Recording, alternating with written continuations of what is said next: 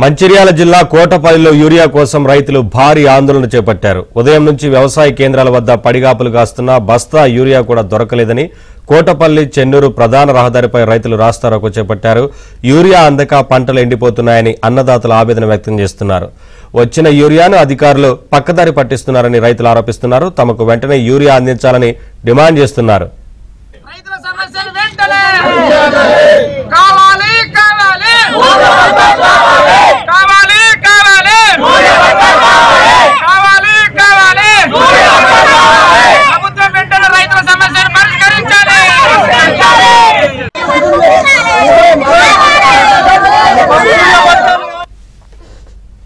భద్రాద్రి కొత్తగూడెం జిల్లా జూలూరుపాడు సొసైటీ కార్యాలయం వద్ద యూరియా కోసం తోపులాట జరిగింది.